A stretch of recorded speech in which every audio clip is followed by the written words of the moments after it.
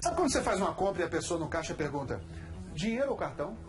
Pois hoje é cada vez mais comum ouvir a seguinte opção: gostaria de pagar com criptomoedas? Já é possível fazer praticamente qualquer operação bancária usando essas moedas virtuais e existe uma porção delas.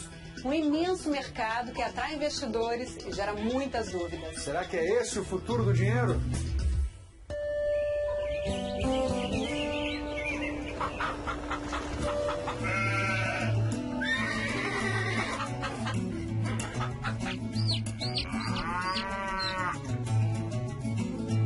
Um olho na vaca, outro no celular.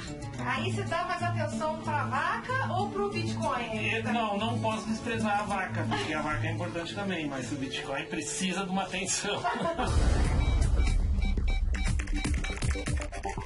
Hoje existem mais de 1000 moedas digitais já. A primeira foi o Bitcoin. É o dinheiro do futuro? Com certeza, o Bitcoin é o dinheiro do futuro. Não há regulamentação a respeito. É um tipo de aplicação financeira que pode variar muito, para cima ou para baixo. E dá para ficar rico comprando Bitcoin? Existem casos de pessoas que ficaram ricas, sim, usando Bitcoin. Você ficou rico no Bitcoin? Mas há também casos de pessoas que perderam muito dinheiro. Já ouviu falar em Bitcoin? Moeda virtual? Criptomoeda? Já faz um tempo que isso tudo é assunto, mas nesse ano essas palavras estão sendo mais repetidas do que nunca. A nossa jornada para entender melhor como funcionam as criptomoedas começa nesse caixa eletrônico em Jersey City, no estado de Nova Jersey. Ele oferece vários tipos de moedas virtuais, incluindo a mais conhecida, que é o Bitcoin. Então eu vou comprar $100 em Bitcoin para mim e $100 para a repórter Ana Carolina Raimundi, que vai ser a minha companheira nessa busca lá no Brasil. Mas aí, alguém que está assistindo pode dizer assim: ah, isso é só lá fora, coisa de estrangeiro, das grandes cidades, dos grandes centros financeiros. Mas a nossa equipe veio até o interior do Rio Grande do Sul para provar que não é bem assim.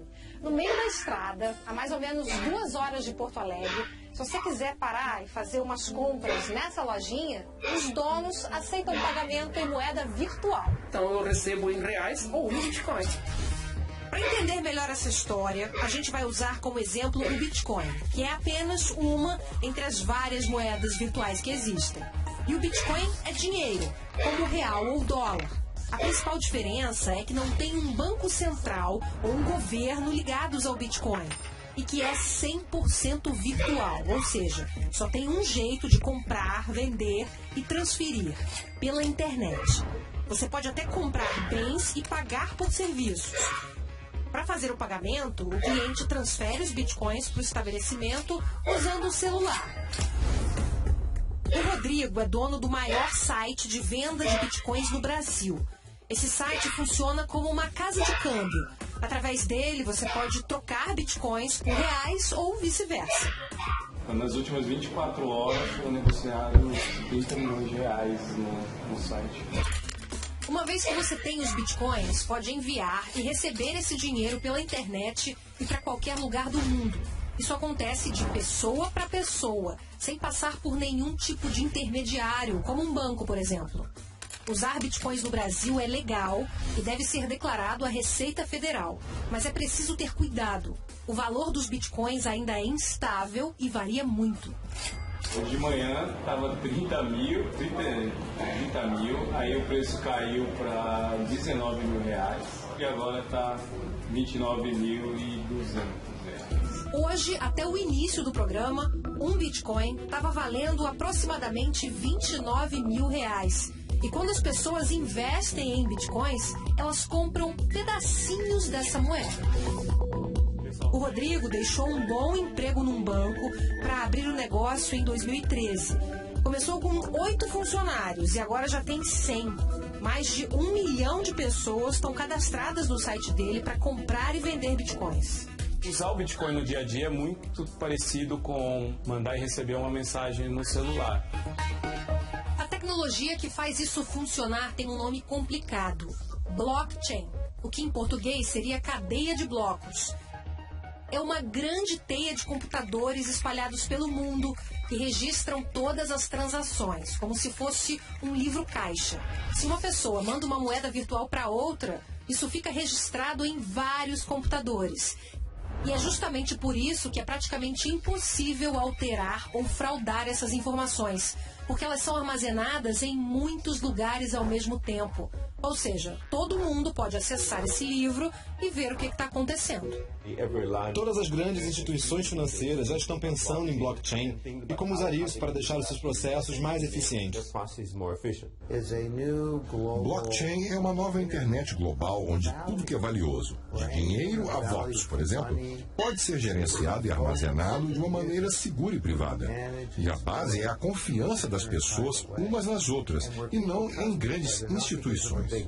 As moedas reais, as aplicações tradicionais, elas apresentam alguma forma de garantia, alguma forma de registro por parte dos órgãos reguladores. Enquanto que no mercado virtual isso ainda é muito incerto e não sabido. As moedas virtuais ainda geram desconfiança, mas está cheio de gente que vive disso. Numa típica ladeira de São Francisco, na Califórnia, tem um castelo. Ou melhor, um criptocastelo.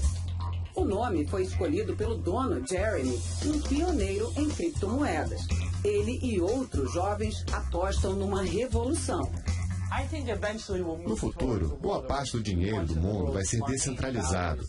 Tudo, seja dinheiro, imóveis ou propriedade intelectual, vai ter um valor correspondente em criptomoedas.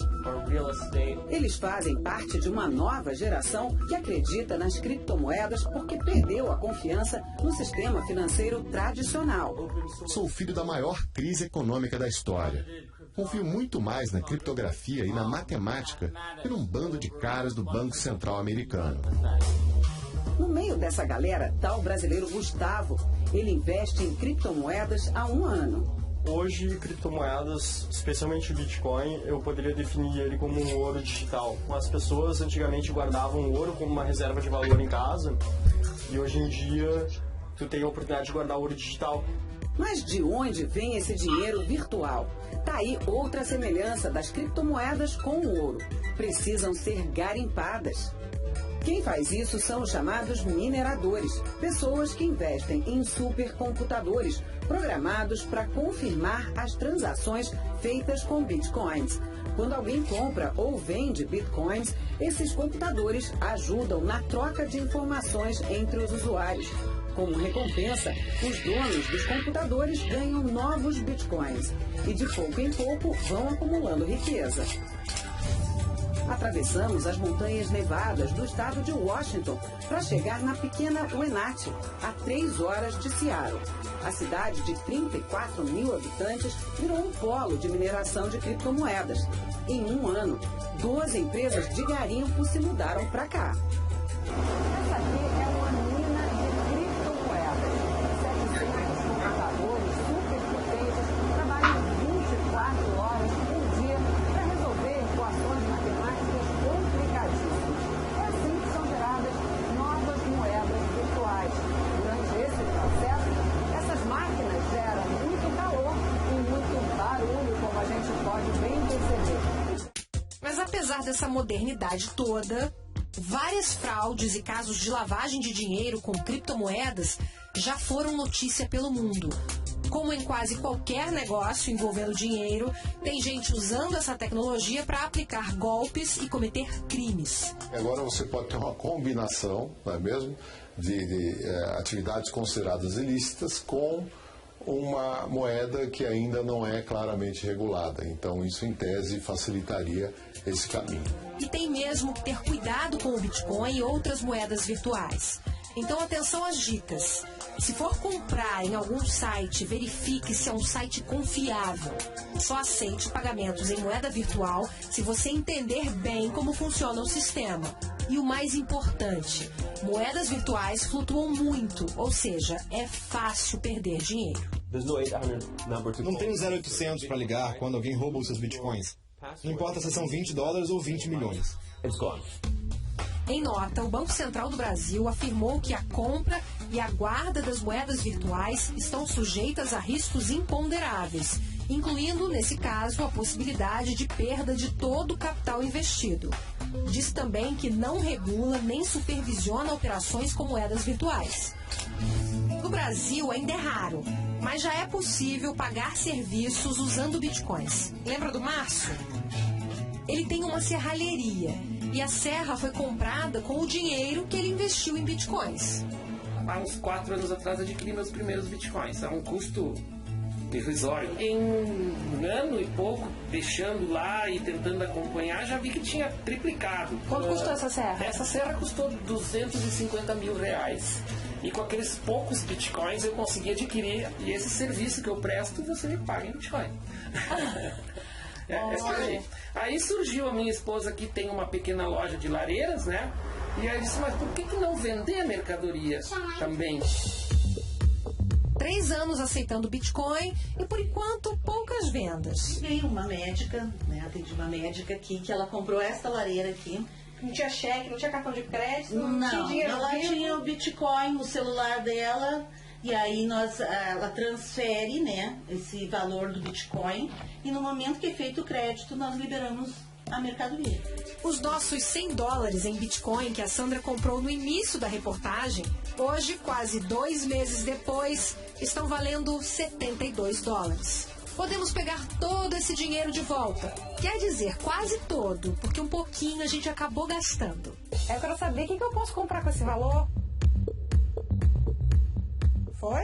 Ó, já saiu daquilo, eu tô com 0 bitcoins. Eu estou recebendo. Vá, minha primeira compra com bitcoin na vida. Muito fácil. Muito obrigada. O Bitcoin ele pretende fazer com a cédula e com o banco, por exemplo, o que o e-mail fez com as cartas e com a comunicação entre as pessoas.